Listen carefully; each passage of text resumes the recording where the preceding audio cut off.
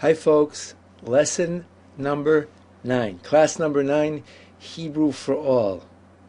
You're going to be able to learn with this system Hebrew, whether you want it to be able to read it, to write it, or to speak it, or what I call the unified field theory of Hebrew. It's all one. You're going to be able to do it if you just come along with me, learn bit by bit like we're doing, practice in between. Always try and review before you go ahead to the upcoming lesson. Try and overcome that feeling of just something new, something new, something new. So many times in my life as a teacher, I've heard people say, just do something new. I really want to do something new. What would you like to do, guys? Oh, just let's do something new. Well, it's also a bit of a Jewish concept that review is what builds us and gives us security and strength, knowing what we know, as it were. So I want to encourage you, don't go flying through these classes, rather slow down and make sure you feel confident with each and every one as you go. Okay, so I'm going to take you back to the place where we finished the last class. It was on this sheet where we had learned the two words Yachol and Sarich. Tzarich and Yachol, whichever you prefer. And you should really pause and ask yourself, if Shlomo would turn to me directly right now and say to me, give me the 4 forms of Tzarich, could I do it? I'm turning directly to you, and I'm saying to you, there's a word, Yachol. What does it mean? Can you give me the 4 forms? Do you feel confident? Can you close your eyes? Can you say it in the middle of the night if I call you? That's the kind of security you want to have of what you've learned or have meant to have learned up until now. And when you have that degree of clarity, then you can feel totally comfortable to go ahead with this lesson. Otherwise, I'm concerned you might be just racing ahead and not necessarily getting the material clearly under your belt, so to speak. So I just want to do a couple examples to refresh for people and consolidate what we learned in the last class. And I'm going to do that right now. So if you go to number 1, I want to guard. In the last class, I pointed out to you that the second of 2 verbs is always an infinitive. Hence, I, ani. Let's assume that we're going to go with a woman this time. Ani rotza, meaning a singular woman is speaking. Ani rotza. Now, we need the infinitive. Rotza is a verb meaning want. So the upcoming word, which is a verb, also must be in form of the infinitive. Hence, I want, ani rotza lish more. Notice I'm writing without vowels because I can trust that you know these words well enough that you can read along without the vowels. Okay. Number 2, there it is, that critical word needs. I remind you, it did not fit the Shomer pattern. It did not fit the Koneh pattern. It was a brand new concept for us. It had a unique form. The 4 forms of it were, moving from right to left, Tzarich, Tzricha, Tzrichim, Tzrichot. And I explained the vowel changes at the beginning of the word. You'd be wise to go back to lesson 8 if you need to do so in order to feel confident about it. So he needs to learn. Hu tzarich lilmod. It's got to be the infinitive if it's a verb, and it's a verb. Had I said he needs water, or for that matter, let's say she needs water, which is not number 3, I'm just sticking it in right now. He tzricha mayim. Perfect. Mayim is not an infinitive. Mayim is just the word for water. She needs water. Okay. So now, let's just jump down to number 5 on the sheet, and you'll see the word we're talking about is this time it's all about Yachol, and we're adding in what I call the negativizer, which is we want to say no about something. Not I can see in number 5, but I can't see. So the way we do this, I don't recall if we've done it up until this point, is we take that ani and we stick in the word lo, lamed, aleph.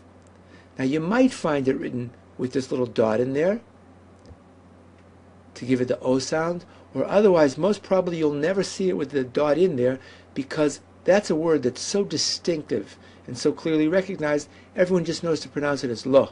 And I call it the negativizer because it could be used for don't, can't, and isn't. Anytime we want to negate something, we're going to use the word lo. Ani lo yachol. There's that new item that we learned in the last class, meaning can or able. And here, notice the English, I can't see. The Hebrew comes out, ani lo yachol lirot. And it's at this point that I make the joke, as I always make in every class.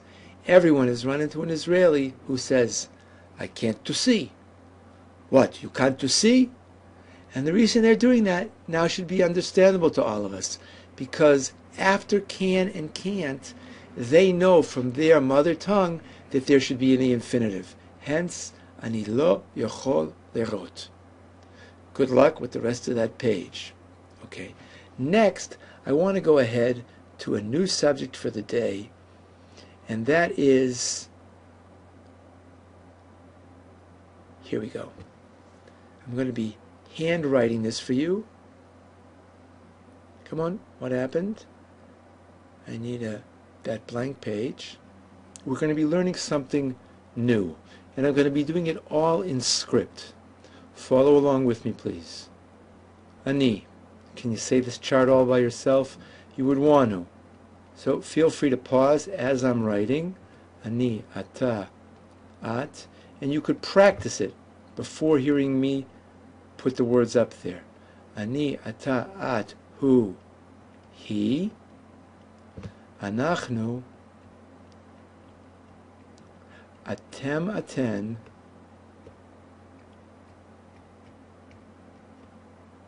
Atem, aten. Hem, hen. Now, I mentioned the first time we learned this structure is going to be called a chart. And it's always going to be the same exact way. 10 components, ani, ata, at, hu, he, anachnu, atem, aten, hem, hen. And the definitions of the words, I'm relying on your remembering them. You can go back to our first presentation of the ani chart if you need to do so in order to get secure on that. I'm going to touch on it in a few moments anyhow, but it's really better if you can try and do the review on your own first. Okay, now I'm building a chart right off here to the left of it, which I hope I'll be able to build with a kind of a one-to-one correspondence. I want the parallel aspect of the charts to be apparent to you. So the top word over there was oti. This one is ot, cha. Off to the left, o, tach. Down one to the right, o, to. Off to the left, o, ta. Incidentally, I would suggest that you write this down along with me, because I think it's very valuable for you. I think it's likely to help you get a handle on it. I don't sit in classes where students don't take notes. You have to know the material, folks, and to know the material, you have to involve yourself in doing it. So, as I'm just finishing this out right now, I will then read down the two charts from the top, and I invite you to pause excuse me, I've made a mistake here, or just to watch as I go through this chart. I'm going to read it down from top to bottom on the right hand side. Ani, ata, at, hu, he, anachnu, atem, aten, hem, hen. I'm assuming that chart, which we call the ani chart, is familiar to you. On the left-hand side, the newest chart, the OT chart, reading down from the top. And I suggest you can lift your hand along with me. Oti, otcha, otach, oto, ota, otanu, etchem, etchen, otam, otan. And now, folks, for the definitions. Well, I'm expecting once again that you know the definitions of the words on the chart on the right. Ani is I, ata is you, at is you, hu is he is she, anachnu is we, atem, y'all, aten, y'all feminine, hem and hen, they and they. But let's take a look on the left-hand side, the chart which I tried very carefully to parallel. Okay, OT, that is me. Otcha, you. Otach, you feminine. Oto, him / it. Ota, her / it. Otanu, us.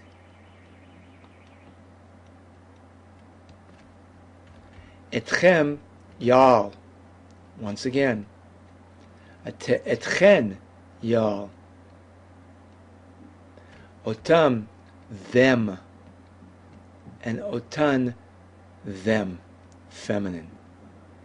So we're going to come back and again explain these things in greater depth.